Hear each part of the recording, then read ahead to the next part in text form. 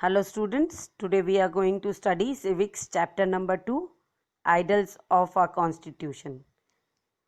In this chapter, we will study the important features of our Constitution, the preamble, fundamental rights and duties, directive principles of state policies. Students, for better understanding, I will explain you topic wise. Students, in last chapter you have understood that what is a constitution. So now we will talk about the Constitution of India. The Constitution of India is the supreme law of India. It was adopted by the Constituent Assembly of India on 26 November 1949. However, it came into force from 26 January 1950. The date 26 was chosen for its enforcement because it was on this date 20 years earlier that the Indian National Congress has adopted the resolution on Purna Swaraj or complete independence, and since 1950 this day is celebrated as Republic Day, and the date 20 years back was 19th December 1929, and it was been at Lahore. Children, now let us talk about features of our constitution. See, India has the longest written constitution in the world. The framers of our constitution studied the other constitution, selected their valuable features and put them with necessary modification in our Indian constitution. If we talk about the fundamental rights, it was adopted from the Constitution of USA. The parliamentary system of government and single citizenship were adopted from the Constitution of UK. If we talk about the directive principles of state policy, that were adopted from the Constitution of Ireland. The 5-year plans and the fundamental duties were adopted from the Constitution of the former USSR. The drafting of the Constitution was done by the drafting committee headed by Dr. B.R. Ambedkar, and at that time Jawaharlal Nehru was the Prime Minister and Dr. Rajendra Prasad was the President of our country. See children, the Constitution of India has 442 articles in 25 parts, 12 schedules and 100 amendments. See children, here one word came, amendment. Let us understand what is amendment. It is essential to make modification in the Constitution according to the changing conditions. These modifications made through a procedure called an amendment. Some provisions of our constitution can be amended by the parliament with a simple majority. The amendment of most other provisions of the constitution require a special majority in both houses of the parliament. There are some other provisions of constitution which cannot be amended by the parliament alone. Now let us talk about the preamble. The preamble is an introductory part of the constitution which explains the goals of the government. The preamble to the Indian constitution incorporates all the guiding values inspired by the freedom struggles. The preamble may be considered as the soul of Indian constitution. Now let us talk about the salient features of our constitution, that is sovereignty. Sovereignty, if we talk about sovereignty, it is the freedom to govern oneself within a territory and to be free from any external control. The word sovereignty means having independent authority and the right to govern itself. The supreme power lies in the people, as we can see from the opening word in the preamble, we the people of India. Now let us talk about the second salient features of our constitution, that is socialist.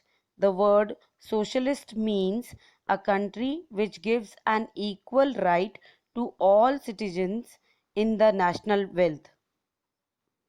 Under social equality, everyone must have equal status and opportunities. Now let us talk about secularism. The preamble declares that India is a secular country.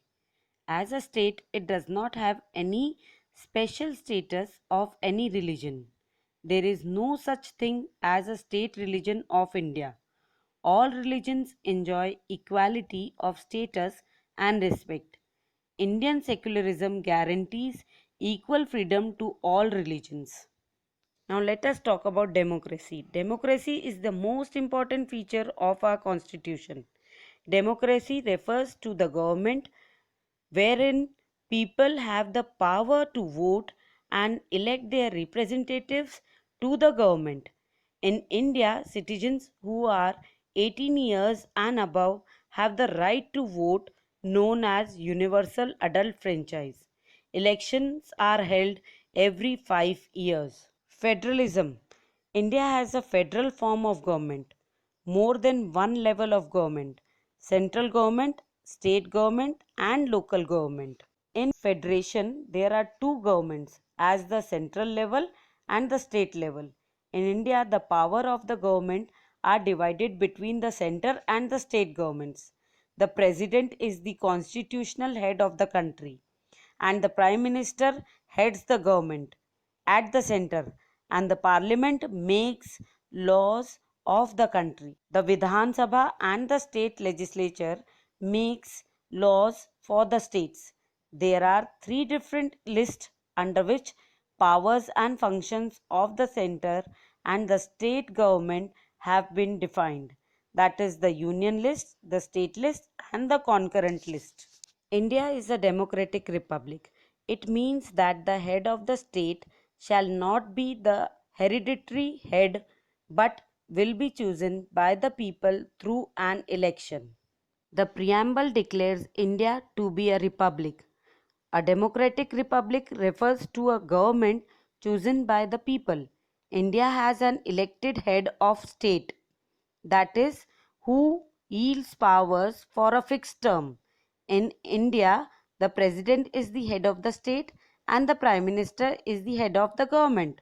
Both of them are elected by the people. The president is elected indirectly by the people, as the representative elected by the people elect them. The Prime Minister is appointed by the leader of the majority party or coalition in the parliament. Both of them are elected for a specified period of 5 years. This feature makes India a republic. The fundamental objectives that are listed in the preamble are justice. The term justice in the preamble refers to three varying aspects, that is, political, social, and economic justice, which are secured through different provisions of fundamental rights and directive principles of the state policy. Let us talk about liberty. All the citizens are secured with the liberty of thoughts, expression, beliefs, faith, and worship through the fundamental rights which are justiciable in nature. Freedom must be exercised within the constitutional limits. If we talk about equality, it means that all the people are equal and have equal opportunities. The right of rich person is no way superior to that of a poor person. And if we talk about fraternity, this refers to the feeling of brotherhoodness and sense of belongingness with the country among its people. For the all round development of all people, it is necessary that all citizens are given certain basic rights by which they can lead a dignified and respectful life, and these rights are called fundamental rights. We can also call these rights as human rights because they are concerned with the dignity of human beings. In the Constitution of India, these rights have been called fundamental rights. These are the basic rights for which our freedom fighters fought against the British. Fundamental rights are essential human rights that are offered to every citizen irrespective of caste, race, creed, place of birth, religion and gender. The Constitution of India gives us 6 fundamental rights and they are: right to equality. The right to equality has been given in the Constitution from Article 14 to 18, and the Constitution declares that all citizens are equal before law. All citizens have equal access to shops, public entertainment, and places of public resorts, which are maintained wholly or partly by the state. Then comes the right to freedom. Under Article 19 to 22 deals with the right to freedom. Our Constitution guarantees 6 different freedoms to promote the ideal of liberty mentioned in the preamble. The freedoms include under this are freedom of speech and expression, freedom to assemble peacefully without arms, freedom to form associations or unions, freedom to move freely throughout the territory of India, freedom to reside and settle in any part of the territory of India, freedom to practice any profession or to carry on any occupation, trade, or business. These freedoms are not absolute. For example, we enjoy the right to speech and expression, but it also means that we shall express ourselves freely without hurting or harming others. In right against exploitation, it has been given in Article 23 and 24.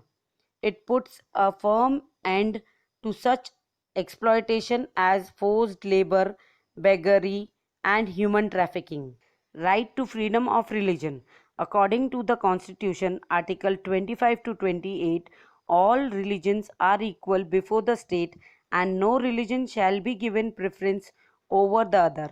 Citizens are free to preach, practice, and propagate any religion of their choice. In cultural and educational right, the Indian Constitution guarantees cultural and educational right under Article 29 and 30. In this, all the groups in the country have been guaranteed the right to safeguard their cultural language and scripts. Right to constitutional remedies. In Article 32 gives all citizens a right to move judiciary for the enforcement of the rights. That is, if a fundamental right have been violated by the state or any other person, then a complaint can be filed in the Supreme Court or High Court. These court possesses the power to enforce the fundamental rights of the citizen by issuing a writ or an order. Dr. Ambedkar called the right to constitutional remedies the heart and soul of our Constitution. Directive Principles of State Policy. These are the provisions set out in Part 4 of the Constitution. The directive principle of state policies are guidelines for the framing of laws by the government. Although the directive principles are asserted to be the fundamental in the governance of the country, they are not legally enforceable. Instead, they are guidelines for creating a social order characterized by the social, economic, and political justice, liberty, equality, fraternity in the constitutional preamble. To value and preserve the rich heritage of our composite culture, to protect and improve the natural environment, including forests, lakes, rivers, and wildlife, to develop the scientific temper, humanism, and the spirit of inquiry and reform. Here we come with the end of our chapter, children. Now, in next, I am going to provide you the assignment zone. Please write all the answers in the copies and make it clear that you have completed all your work.